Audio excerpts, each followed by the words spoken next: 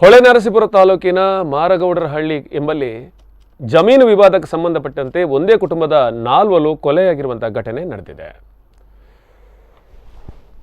ಹೊಳೆನರಸೀಪುರ ತಾಲೂಕಿನ ಮಾರಗೌಡನಹಳ್ಳಿ ಗ್ರಾಮದಲ್ಲಿ ಜಮೀನು ವಿವಾದಕ್ಕೆ 4 ಜನ ಕೊಲೆಯಾಗಿರುವ ಘಟನೆ ನಡೆದಿದೆ. ಭೂ ವಿವಾದಕ್ಕೆ ಒಂದೇ ಕುಟುಂಬದ 4 ಜನ ಸದಸ್ಯರು ದಾರುಣವಾಗಿ ಮೃತಪಟ್ಟಿದ್ದಾರೆ.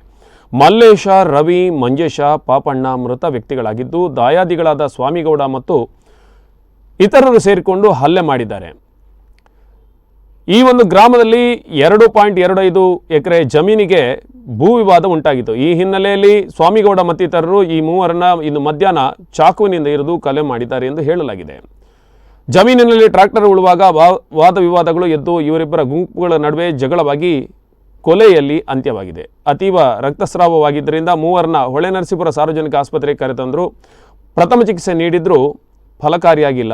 ಒಟ್ಟಾರೆಯಾಗಿ ಈ ಒಂದು ಪ್ರಕರಣದಲ್ಲಿ 4 ಜನ ಮೃತಪಟ್ಟಿದ್ದಾರೆ.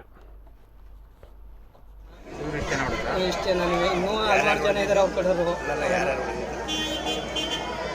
ಪಾಪಣಿ, ಸಂತೋಷ, ಸಚಿನು ಹೊಡೆದು ಹೊಡೆದು ಇದು ಮಾಡಿದ್ರು. ನಾನು ಗಾಡಿ ತಗೊಂಡು ಬಂದಿದ್ದೆ. ಮನೆ ಹತ್ರ ಬಂದಾಗ ನಮ್ಮ ಅಪ್ಪ ಬೇಡ ಸ್ಟೇಷನ್ಗೆ ಹೋಗ್ಬಿಟ್ಟು ಇದು ಮಾಡಿಬಿಟ್ಟು ಕೊಡೋಣ, ಈಗೇನು ಬೇಡ ಅಂತ ನಾವು ಹಿಂಗೆ ಅರ್ಜಿ ಕೊಟ್ಟು ಹೋಗಿದ್ದು. ಅರ್ಜಿ ಕೊಟ್ಟು ಈಗ ಪೊಲೀಸು ಇತ್ತು.